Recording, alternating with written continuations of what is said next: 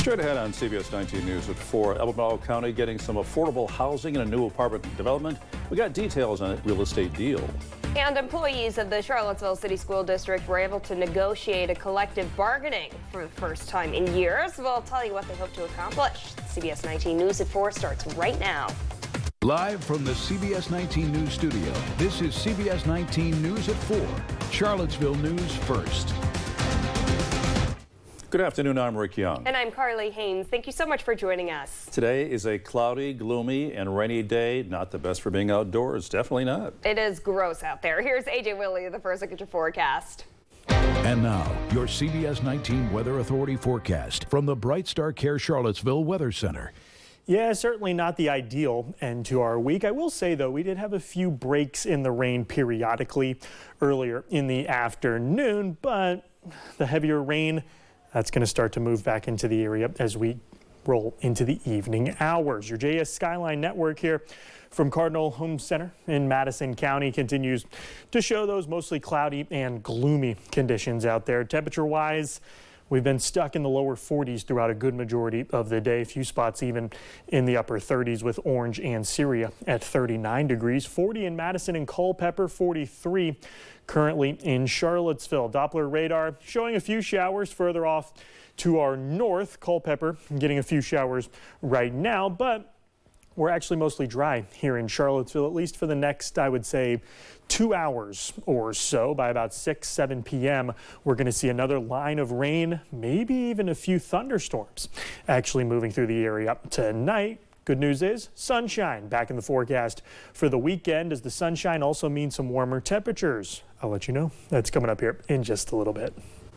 Our top story at 4, over 500 new housing units are coming to Albemarle County. Some of them will actually be affordable housing. Felicity Taylor spoke to the developer of Old Ivy Residences about what impact he thinks the development will have on the county. Felicity.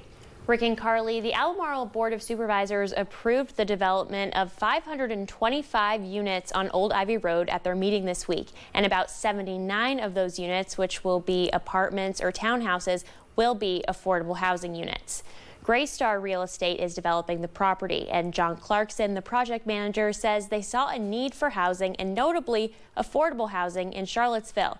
He says the 35-acre property will attract many different residents like grad students, UVA support staff, and even a senior population. Clarkson says he understands community concerns about road safety and increased traffic about the development, so that's why Greystar committed to paying for road improvements like building a bus stop, a shared use path, and a right turn lane and ramp at the 29 bypass. He says if they didn't do this as a part of their project, the traffic problem in Albemarle would probably continue. In order for change to occur, there has to be a catalyst. Hopefully this project is a part of that catalyst, and that we're going to be providing some important safety measures and improvements to Old Ivy Road. Following the project, which should take about 2 years, he says Greystar is still committed to being good neighbors and are looking for other opportunities to build in the area. Tonight at 6, I'll tell you what a local affordable housing advocate has to say about the development. In the studio, Felicity Taylor, CBS19 News. All right, Felicity, thank you. Another endorsement for Senator Creed Deeds, the National Organization for Women, joining him in Charlottesville today to announce their endorsement. VA Now Chapter President Charlotte Gibson says Deeds always supports her. She says he's been at the forefront of gender equality, reproductive health care rights, LGBTQ rights, and mental health reform for his entire career. Delegate Sally Hudson is challenging Deeds in the primary. Deeds says getting an endorsement from a female group will make a difference in his campaign because it gives him credibility. It's a third-party validator of the work I've been doing for 30 years. I've been a solid voice for women's rights, for equal rights among gender for years. VA Now also endorsed Amy Laufer, a candidate for the House of Delegates and also a longtime member of the group. An update on a story that we've been following since late December. UVA graduate students still not receiving any pay. If you recall, when this issue first arose, students were upset at the university for not handing out their stipends on time or at all. In response, those governing bodies agreed to rectify the issue with a task force as soon as possible. That was in January. As of this morning, 120 students say they still have not received pay. The students wrote a letter expressing their frustration. They said in part, quote, graduate student workers teach in classrooms, develop curriculum, grades, they carry out research and contribute to our professors' work. This labor sustains university and we deserve to be paid fairly for it, including being paid on time, end quote.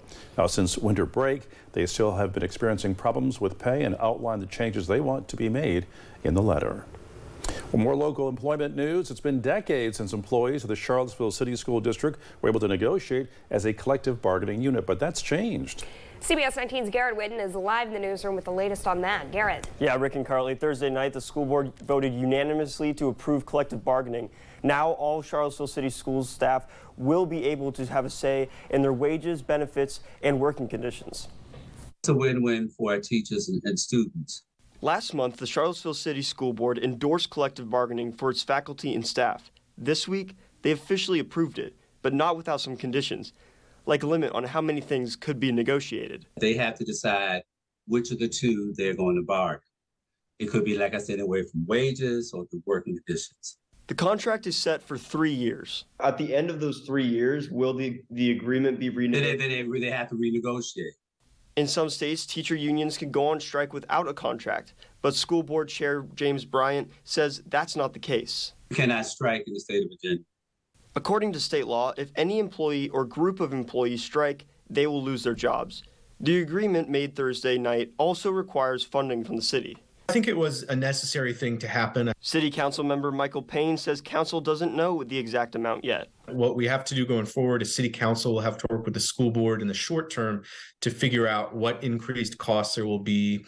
Payne says the only thing that would prevent them from funding the system is no room in the budget, but he is confident there will be. We've been anticipating this.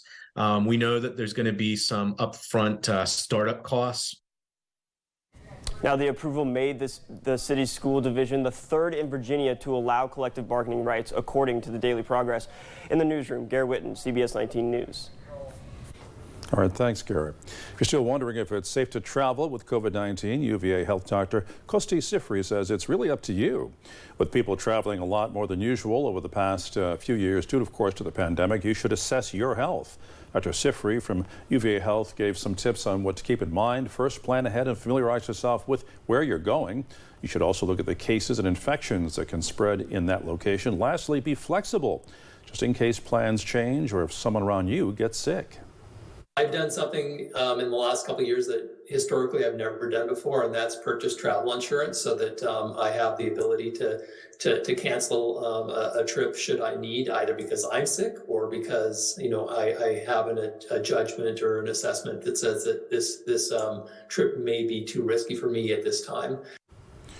He also mentioned how you can always check health concerns about a travel destination on the Travel CDC website. Since President Franklin D. Roosevelt declared March as Red Cross Month back in 1943, every U.S. president since has done so too.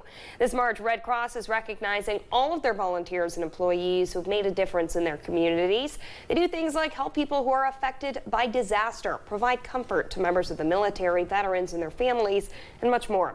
The Red Cross in Albemarle County, which has been around for 105 years, says there are plenty of ways you can get involved. Oh, there's so many ways. You can help with our blood campaign, be a blood donor ambassador. You can be a blood donor. You can be a financial donor. You could be a disaster action team member, that person that goes out and comforts a family during the night when they've had a home fire. Those are all volunteers. Those are all people that stepped up and said, I will go and help my community, and that's how they choose to do it.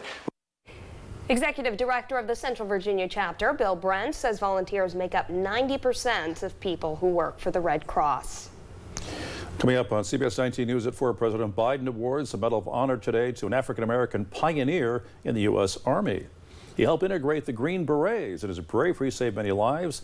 He's now recognized 50 years later.